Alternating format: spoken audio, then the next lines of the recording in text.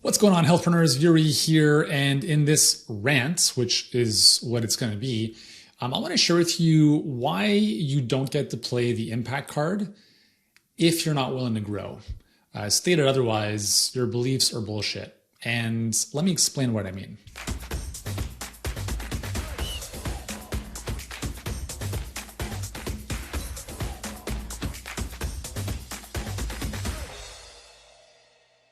Okay, so in case you don't know me, my name is Yuri Elkaim, CEO and founder of Healthpreneur. We help health professionals get clients and scale their businesses online. And what I'm about to share with you is a reflection of a number of conversations I've had over the years with health professionals, right? Health, wellness, fitness professionals. And it goes something along the lines of this.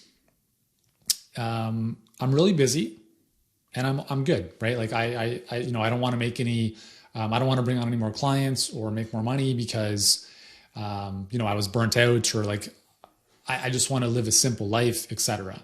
And there's nothing wrong with that. Okay. So let me just start this by saying there's nothing wrong with that desire, nor am I here to impose any expectation on you or anyone else about how you should do things. Okay. But here's where we have to be very clear with ourselves is most health professionals want to help people improve their life. And so a lot of us talk about impact. But I want to be very clear about something, is you can't play the I want to impact people's lives unless you are willing to play big. So there's two ways of impacting people: scale and magnitude. So let's look at magnitude as an example. So you want to work with a maximum of 10 clients because you want to have a very boutique, high touch type of coaching business or service. And that's great, right? So assuming what you're doing with them is like next level. So that would be an example of impacting people at a level of magnitude in terms of depth, like you're going deep with a small group of people. Now, if you're doing that, you better be charging a premium, okay? Now, number two is you can impact people at a level of scale. So instead of working with 10 people, you work with 1,000. Okay, so you work with a volume of people as opposed to necessarily going vertically deeper with a select few. And this is where I think some people have this idea inherently wrong, is they think that if I work with more people, I'm going to have more headaches and they're going to get less quality care. Okay, now this is why I call this your beliefs are bullshit, because let me ask you a couple questions, okay? Is it possible that if you are by yourself as the only person in the business, you're the one delivering all the coaching and care to your clients, is it possible that helping 100 clients is more challenging and may lead to burnout than if you helped 10 at a time? Yeah, right. It's possible that if you help more people, it's going to burn you out. If you're the solo practitioner or coach, is it also possible that you could help 100 people with the same level of magnitude as you can with 10? And the answer to that is yes, but you can't do it by yourself. And herein lies the conversation I'd like to have with you. Is you have to think about what really matters in life or in your business, because you can't say, I want to live a simple life and I also want to impact a lot of people's lives. The two don't go hand in hand together. So I had a conversation recently with someone who's, she had done, she said the most she could handle at a time in terms of clients is 10. And she didn't want any more than that because, she was midlife and she was burnt out from doing the typical like posting on IG all day type of world, acquisition, lead gen, right? Grind. Second is all of our clients are one-on-one. So you can't scale beyond 10 anyways. And so she's like, I have zero interest in this. I looked into, I had done some coaching where they talked about getting a VA, all this kind of stuff. And I'm just listening to this conversation. And this is via text. And I'm thinking, this is not the type of mindset that is going to help you scale, nor does she want to, because she's thinking to scale, I need a VA. I'm here to tell you that if you want to scale, you need more than a VA. You're not going to run an impactful legacy type of business with yourself and a VA. And there's nothing wrong with that. If you don't want to, that's totally cool, right? You can run a smaller type of operation. And she said, you know, like, I really want to keep it boutique because I like it that way, i.e., or AKA, I'm afraid to build the skills, or I don't know how to build the skills necessary to help 10 times as many people without killing myself in the process. And I want to share this with you because when I was growing my first business, for many years, I had this belief. I don't want to grow too big because it's going to be more hassle and I'm going to have to pay more in taxes. That was a belief that held me back for a long time. And this is a very similar belief as this conversation I'm referring to, because this individual had a belief that having more clients meant she would be burning out in the process, and she wanted to live a simple life, and that she didn't want all the hassles. Again, that's a limiting belief. That's a belief based on your business model and based on you doing all the work. So let me ask you this. Do you think that Richard Branson lives a relatively simple life?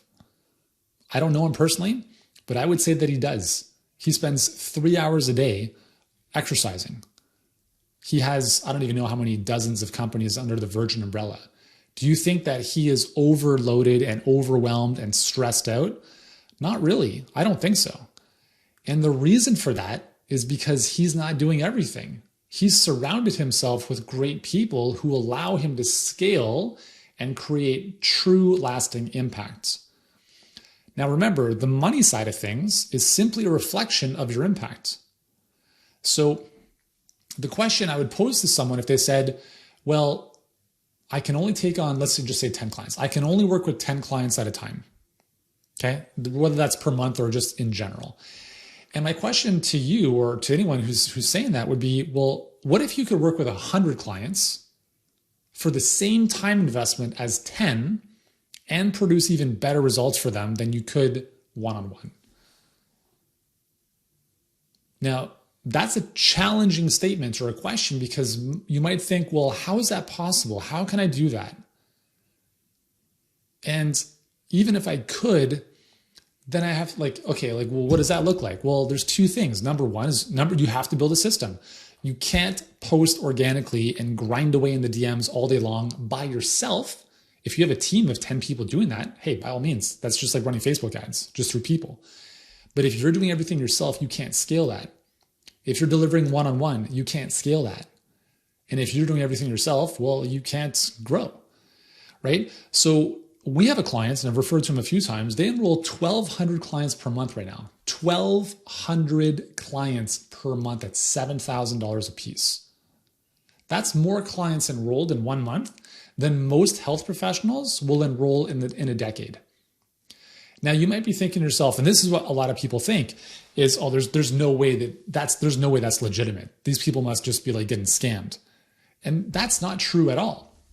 Because here's what happens. In the space of a year, they had to hire 80 team members, 80, give or take. Now, we helped them through that process in our Luminaries Masterminds after they went through HBA and built up their perfect client pipeline and got the acquisition process dialed in. So you might be thinking to yourself, why? I would never want to manage a team of 80 people. And again, that's a limiting belief, thinking that you have to manage 80 people. And you have to understand that new levels have new devils.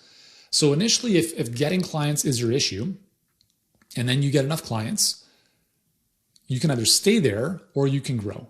But if you stay there and you say that impacting people's lives is important to you, you have to reconsider that belief or that statement, because there's nothing wrong with working with a few select people and making a difference in their life. But I don't consider that true lasting. I don't consider that true impact. Like it isn't. Yeah, there's a trickle effect that they might help someone else. But when I think of impacts, at least in my vernacular, it's a lot of people. But I think there's this weird dissociation between thinking that if we help a lot of people, we're compromising the quality of care that they're getting. And I agree with that if you don't know how to do the scale leveraged model. So when we're helping our client, Ryan, who I just mentioned, go to 1,200 clients a month, they have to figure out, number one, how on earth do I help that many people in a way that's still personalized, in a way that's still massively transformational? That's all that is. That's an innovation issue. That's all it is. It's taking a belief of, no, I can't do this, to how can I do this? How can I think outside the box? How would it be possible to create even better outcomes for my clients without spending all my time one-on-one with them?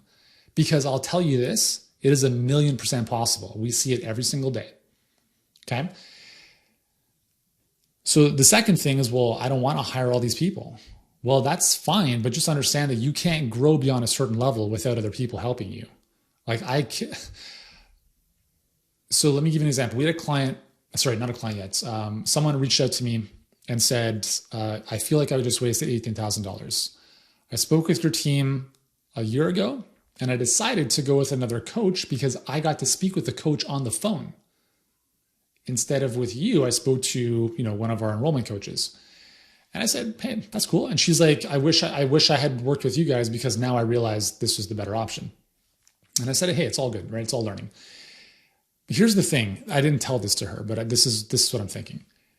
If you are speaking to the head honcho of the coaching program, here's what that tells me, is they don't have a substantial business. And that's fine, right? But if you want to build a business, you should be learning from someone who's built a business beyond themselves. Okay. Now, again, there's a lot of great coaches out there, right? There's coaches that work very much one-on-one in individual fashion, and it's just them. Like they have them and a VA, and that's it. And that's totally cool if you jive with them, and that's the type of business you want to run. But if you do want to run a type of business that has a bit more system and automation, and I don't want to say automation in the bad way, like there's just people and processes and systems that alleviates a lot of the burden on you to give you more freedom and time back. If you want to build that type of business, then you should probably be learning from someone who's done that. And one of the easiest telltale signs of that not happening is if you're doing the ultimate enrollment call with the head of the business. Because what that tells you is they haven't built the systems or team in place to replicate those results. And so how are you supposed to do that if they haven't done it?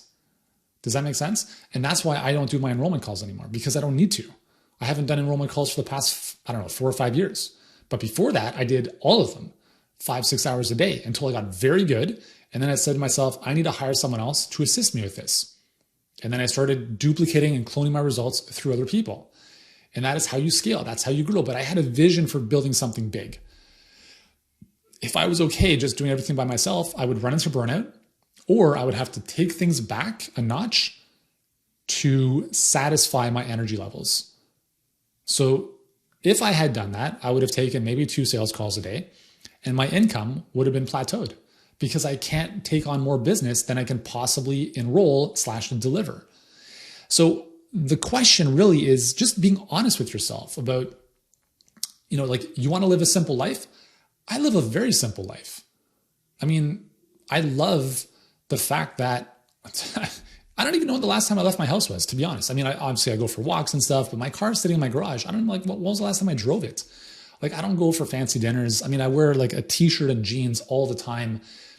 I have very big ambitions for things that I want to experience and do in life, but I would say I live a very simple life, very simple.